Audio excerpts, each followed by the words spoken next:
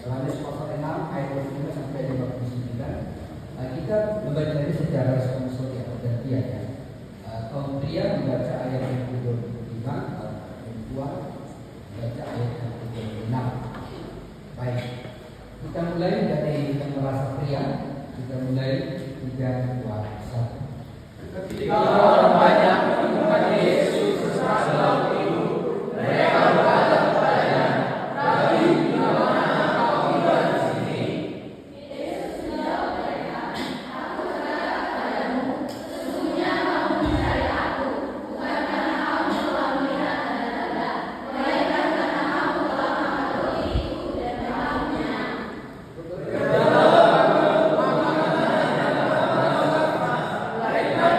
Makanan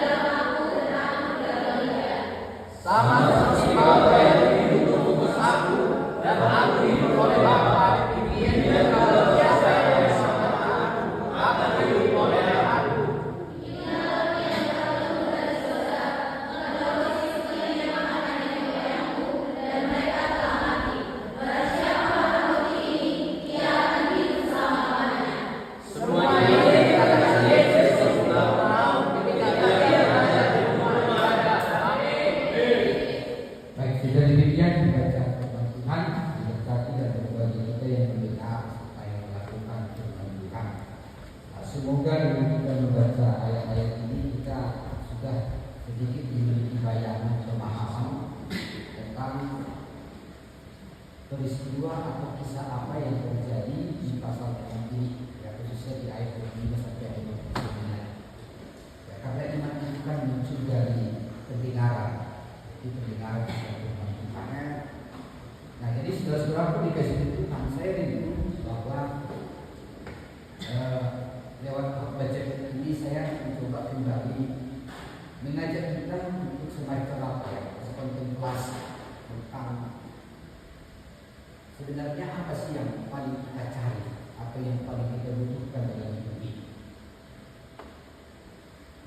Karena kita mengambil satu waktu atau satu momen untuk merenungkan kita, mungkin termasuk bagi mahasiswa kami yang sudah ada di sini menjelang 4 tahun, 3 tahun, 2 tahun, 1 tahun, pernah enggak dari itu masuk kepada satu refleksi diri, bertanya dalam hati, bertanya kepada Tuhan, apa sebenarnya yang bicara? Apa sebenarnya aku perjuangkan? Aku ada dalam di kampus.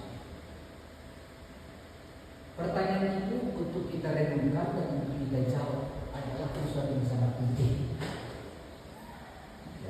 Karena ketika kita tidak menempatkan secara benar apa yang mau kita cari, apa yang kita butuhkan, maka itu akan banyak membuang waktu, dan waktu itu akan menjadi sia-sia. Kalau kita selalu menempatkan apa yang kita cari, banyak kita korbankan dari sisi waktu, dari sisi biaya, belum dari pengalaman yang lain. Jika kita tidak mengerti atau jika kita belum menentukan dengan tepat apa yang kita cari. Nah, saudara-saudara yang dikasih Tuhan, di dalam hubungan kita dengan Tuhan Yesus, bukan hanya perlu merefleksikan atau merenungkan untuk apa aku ada di sini, tetapi dalam hubungan kita dengan Tuhan ini juga perlu kita cross check. Apa sih tujuanku bertuhan? Apa sih sebenarnya motivasiku percaya kepada Tuhan? Karena dalam perjalanan sejarah banyak orang datang kepada Tuhan memiliki berbagai macam tujuan. Bahkan di Indonesia ini pada tahun 1965, yang mengajar sejarah gereja pasti tahu itu. Pernah pertumbuhan kekristenan di Indonesia ini pesat pertumbuhannya tahun 65. Kenapa? Karena pada waktu itu masa transisi dari orde lama ke orde baru, ada satu peraturan atau ultimatum dari pemerintah bahwa siapa yang tidak beragama itu dicap PKI. Siapa yang tidak beragama itu berarti PKI dan akan ditangkap. Itu zaman itu tahun 65 masa PKI. Sehingga pada saat itu orang secara terpaksa, secara politik itu harus memilih salah satu agama yang sah di Indonesia ini.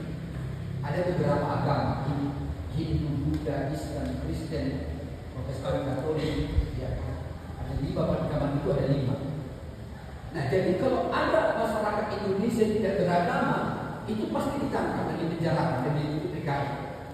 Maka pada saat itu ada banyak orang yang belum beragama berbondong-bondong untuk memilih salah satu agama. Nah, di Sumatera ini menurut catatan sejarah banyak orang akhirnya memilih menjadi, bukan memilih tetapi terpaksa memilih salah satu agama Kristen untuk menjadi statusnya. Dan jadilah ini menjadi agama Kristen secara administrasi. Jadi orang Kristen bertambah besar pada waktu itu secara jumlah, tetapi motivasinya, niatnya itu adalah untuk menyelamatkan dirinya dari tekanan politik pada waktu itu. Ya. Jadi kalau ada mungkin mungkin bolang-bolang kali itu yang barangkali pada zaman itu masih remaja atau anak-anak, tahu. Nah, maksud saya bertuhan itu, beriman itu perlu kita cross check. Ya. Apa sih sebenarnya tujuan dan motivasi? Nah, Bapak Ibu saudara-saudaraku dikasih oleh Tuhan. Apa sih? Ya. Konteks ini, saudaraku dikasih oleh Tuhan, berbicara tentang banyaknya orang-orang mencari Yesus pada masa ini. Banyak orang-orang yang mencari Yesus pada saat itu, tetapi jadi kewalahan untuk menemukan di mana Yesus berada. Tapi mereka terus berjuang dan berjuang.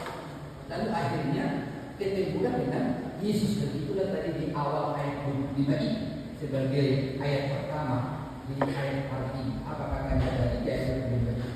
Ketika orang banyak menemukan Yesus di seberang laut ini. Jadi rupanya setelah mereka sampai beberapa hari mencari Yesus, lalu mereka menemukan Yesus ini di seberang laut.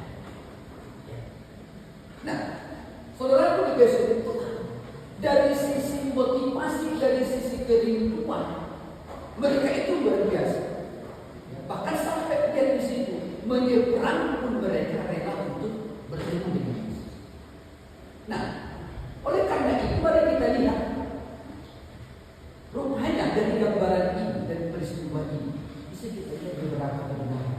Tidak dalam waktu yang singkat ini, ada 15 menit atau 17 menit. Saya ingin mencoba menjelaskan. Yang pertama, rupanya kita itu manusia cenderung mencari Tuhan.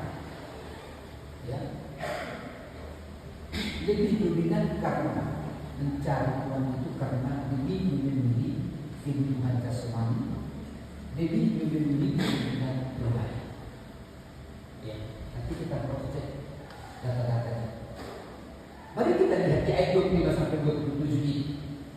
Setelah mereka katanya menemukan Yesus, ya, lalu mereka bertanya. Ketika orang banyak menemukan Yesus seberang laut itu, mereka berkata kepadanya, "Rabi, bila mana engkau tiba di sini?" "Guru, kapan kau tiba di sini? Capek kami mencarimu kemana-mana." Karena dulu belum ada Google Maps, ya kan? Jadi kami capek mencarimu kemana-mana. Kapan kau tiba di sini? Tapi lihat respon dari Yesus itu sendiri. Yesus menjawab mereka, "Aku berkata kepadamu, sesungguhnya kamu mencari Aku, bukan karena kamu telah melihat tanda-tanda, melainkan karena kamu telah makan roti itu dan kamu kenyang." Bapak Ibu Saudara, kita lihat.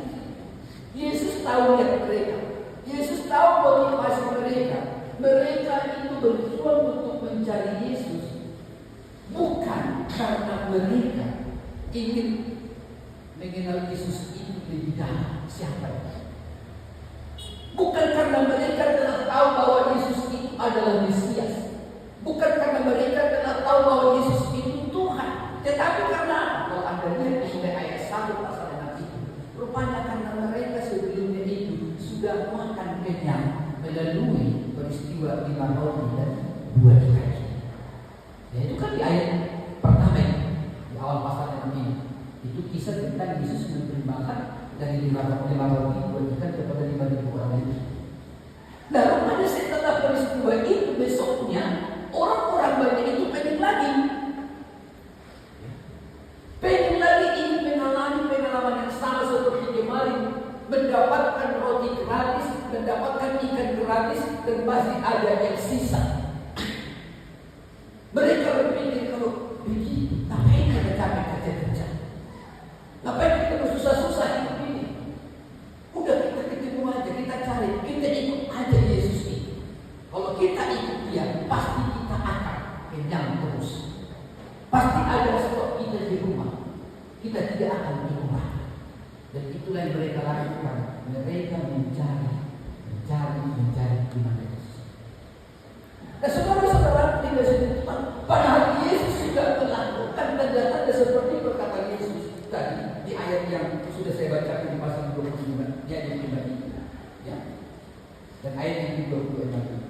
Yesus berkata, "Sesungguhnya kamu mencari Aku, bukan bukan karena kamu telah melihat tanda-tanda. Harus menurut Yesus, karena kamu sudah melihat tanda-tanda, maka haruslah kamu mencari aku untuk menyembah, mencari aku untuk mempermuliakan, mencari aku untuk mempercayai.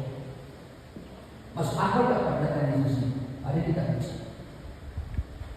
5 roti, 2 ikan bisa makan lebih daripada 5.000 orang. Pertanyaan saya adalah, apakah itu perbuatan manusia atau perbuatan ilahi? Bisakah manusia melakukan hal demikian? Tidak bisa. Paling-paling manusia bisa memberi 5 roti itu makan 10 orang, dibagi 2 ikan dijunjung sedikit. Tapi memberi makan 5.000 orang lebih dari 5 roti itu harusnya itu tanda bagi banyak orang yang ikut serta menikmati itu. Tanda bagi mereka untuk bertanya, ini bukan manusia biasa. Ini bukan orang sembarangan. Harusnya mereka bertanya, harusnya mereka mengambil satu perenungan. Ini adalah, jangan-jangan inilah Mesias, inilah Allah yang hidup, Allah yang benar. Tetapi sedikit pun tidak ada pikiran mereka ke arah ke sana. Mereka mencontoh tentang apa yang mereka butuhkan secara Yesus. Nah, saudara-saudara Bapak, ini saya katakan tadi awal, perlu kita masuk kepada satu perenungan yang mendalam dalam perjalanan iman kita. Sebenarnya apa yang kita cari? Apa yang kita butuhkan? Ya. Bisa saja orang ada di gereja tetapi belum tentu menyembah Tuhan, belum tentu karena mengenal Tuhan, tetapi mungkin oleh karena sesuatu hal. Bisa juga itu hanya masalah sosial. Nanti kalau nggak di gereja apa kata orang? Bisa juga hal yang lain. Tetapi dari poin ini Tuhan mengingatkan dan mengajarkan kepada kita, ketika kita mencari Tuhan dalam momen-momen ibadah seperti ini, dalam bentuk yang lain, dasar utama kita mencari Tuhan itu adalah karena memang kita sudah mengenal Dia. Siapa? Dasar kita mencari Dia, dasar kita menghormati Dia, dasar kita beribadah kepada Dia, karena kita tahu Dialah Tuhan yang layak untuk disembah dan dipermuliakan, bukan yang lain. Nah, ini sangat menentukan di dalam perjalanan iman kita ke depan. Sekali lagi saya katakan, ini sangat menentukan perjalanan iman kita ke depan. Saudara dikasihi Tuhan, apakah salah sebenarnya ketika kita percaya kepada Tuhan juga berbicara masalah untuk membutuhkan kebutuhan hidup kita secara jasmani? Tidak salah, tapi bukan itu menjadi tujuan yang pertama. Lalu yang kedua, kebenaran apa yang bisa kita lihat dari sini? Kalau yang pertama adalah kebenarannya manusia cenderung mencari Tuhan karena kebutuhan jasmani. Yang kedua, lihat di ayat yang ke-28 sampai 40 ini, orang banyak bertanya, apakah yang harus kami berbuat supaya kami mengerjakan pekerjaan yang dikehendaki Allah?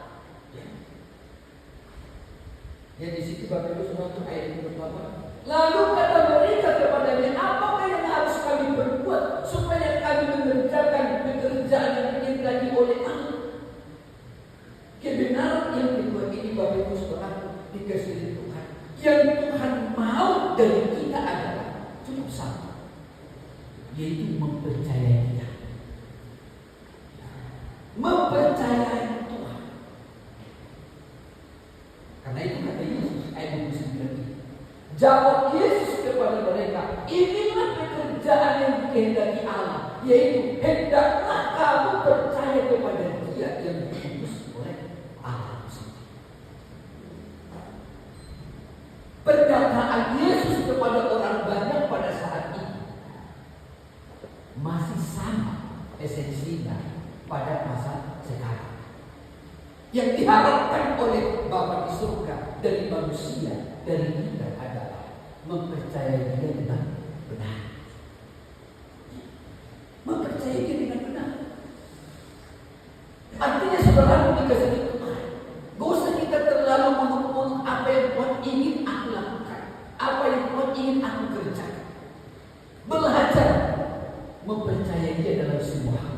terutama mempercayai Dia bahwa Dia Allah yang hidup. Dialah Allah yang benar, tidak ada yang lain. Dialah juru selamat satu-satunya, tidak ada yang lain. Dialah Allah yang datang berinkarnasi di dunia ini sehingga manusia bisa dengan Allah. Mempercayai.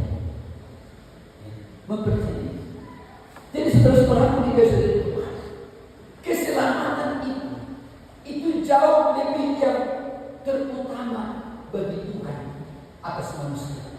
Karena memang untuk itulah Allah datang ke dunia ini dalam diri Yesus. Karena melalui Yesuslah keselamatan itu diberikan kepada manusia. Maka lihat seperti Paulus katakan itu dalam kitab, saya tidak salah dalam kitab Roma. Setiap orang yang berseru kepada nama Tuhan akan diselamatkan. Pertanyaannya saya sedang begini. Tetapi bagaimana mereka berseru kalau mereka tidak percaya? Ingat itu. Bagaimana mereka berseru kalau tidak percaya? Lalu dilanjutkan lagi. Bagaimana mereka percaya kalau tidak mereka mendengar? Bagaimana mereka mendengar kalau tidak ada yang memberitakan? Bagaimana mereka memberitakan kalau tidak ada yang mengutus? Lalu ditulis di sini. Alangkah indah, bahagia kehadiran orang-orang yang memberitakan Injil keselamatan. Jadi atas disini tadi adalah percaya. Hanya mereka yang percaya kepada Yesus itu yang mendorong mereka bisa berseru kepada. Nah, kata percaya di sini, Bapak Ibu Saudara dikasihi Tuhan, ini bukan hanya berbicara tentang iman yang pasif, tetapi iman yang aktif. Percaya itu tidak pernah berhenti untuk mengenal Tuhan. Percaya itu tidak pernah berhenti untuk mengasihi Tuhan. Percaya itu tidak pernah berhenti di dalam melakukan kehidupan. Itu kata percaya. Nah, maksud saya, Bapak Ibu khususnya anak-anak kami mahasiswa di sini adalah ketika engkau mendidik dirimu itu adalah mengikut Kristus, percaya kepada Kristus. Sudahkah dasar kepercayaan itu benar bahwa engkau telah mengenal Allah yang benar itu?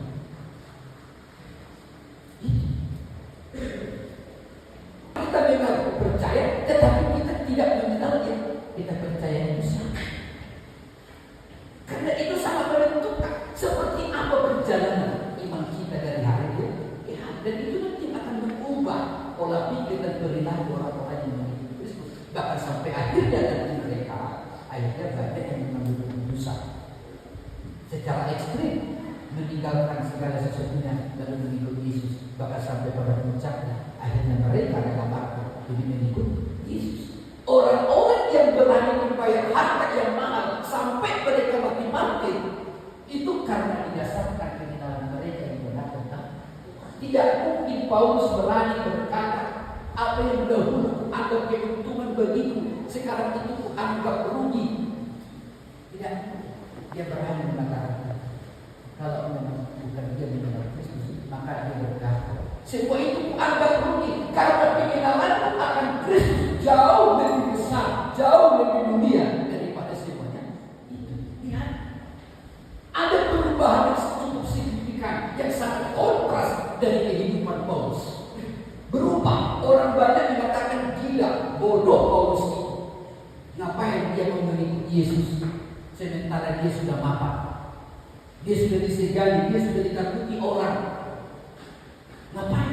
Tetapi Paulus berani dan mampu melakukan itu karena dia sudah tahu kepada siapa dia percaya.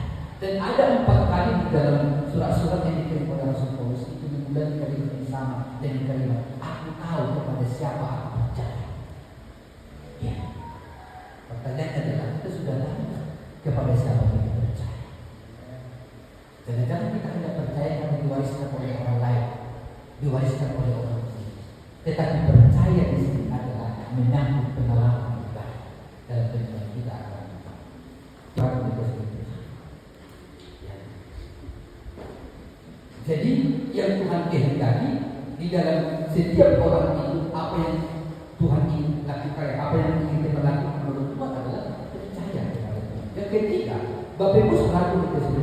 Nah, dari ayat 41 sampai 51 di situ berbicara rupanya mengikut Yesus itu memerlukan iman, bukan sekedar keinginan. Menyangkut tadi saya katakan pribadi dengan segala kebutuhan. Mari kita lihat di sini. Orang Yahudi mulai berseru-seru karena mereka hanya melihat Yesus sebagai anak si Yusuf. Masalah mereka melihat Yesus hanya secara lahiriah. Mereka tidak percaya identitas ilahnya Yesus itu. Maka Yesus menegaskan bahwa keselamatan itu adalah bagian Allah. Dan Yesus berkata-kata, tidak ada seorang pun yang datang kepadamu jikalau dia tidak ditarik oleh Bapa. Artinya apa? Nah, ini yang selalu dikatakan oleh Allah. Iman itu adalah anugerah Tuhan. Ya. Iman itu adalah anugerah Tuhan. Mengikut Yesus bukan hanya sekedar keputusan emosional. Banyak orang mengikut Yesus hanya keputusan emosional.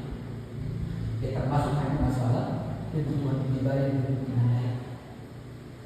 Tetapi tidak demikian. Keputusan mengikut Yesus itu adalah anugerah Tuhan. Apa artinya? Saya coba ingin jelaskan satu menit. Bapak Ibu saudara kita sebutkan. Ingat nggak bisa tentang pertemuan Filipus dengan sida-sida dari Ethiopia? Pernah ditanya Ustaz apa? Lihat di situ. Sida-sida dari Ethiopia itu ketika mereka berziarah ke Yerusalem, mereka itu kan orang-orang pintar. Ya, disebut di sana adalah mereka itu dari perbendaharaan dari Serikat Dalam. Tapi lihat, ketika dalam perjalanan mereka membaca kitab Nabi Yesaya, tetapi mereka tidak mengerti apa yang dia baca. Lalu Tuhan menyuruh Filipus untuk menjumpai mereka. Yaitu di Sarasut. Filipus di situ sudah dipenuhi oleh Roh. Lalu ketemulah dengan Filipus mereka, naiklah Filipus ke kereta ini. Dan Filipus bertanya, Tuan-tuan, mengertikah Tuan-tuan apa yang Tuan baca? Lalu mereka berkata, bagaimana kami bisa mengerti kalau tidak ada yang menjelaskan? Ya, karena mereka mengerti.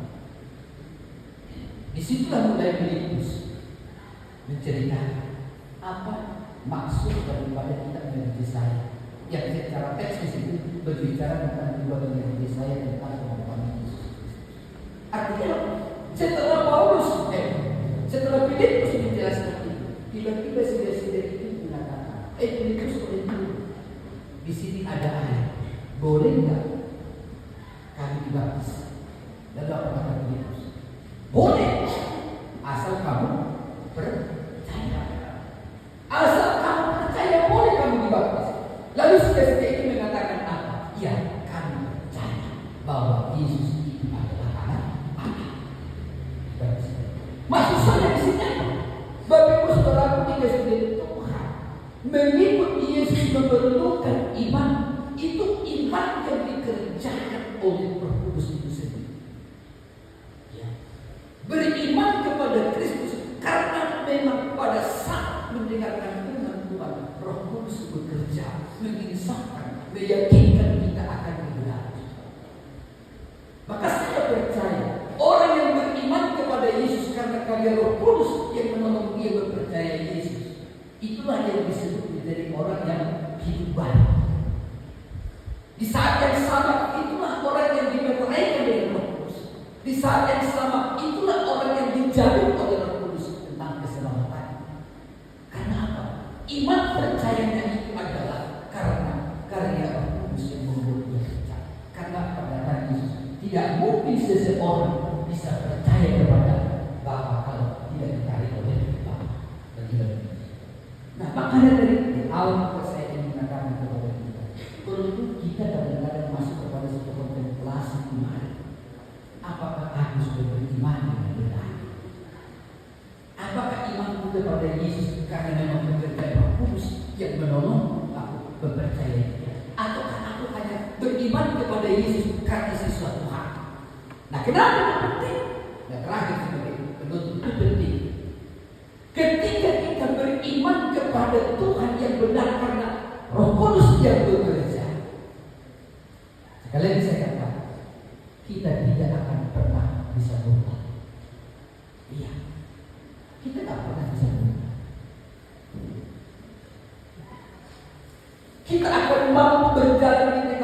situasi sesulit apapun. Kenapa? Ingat di sini.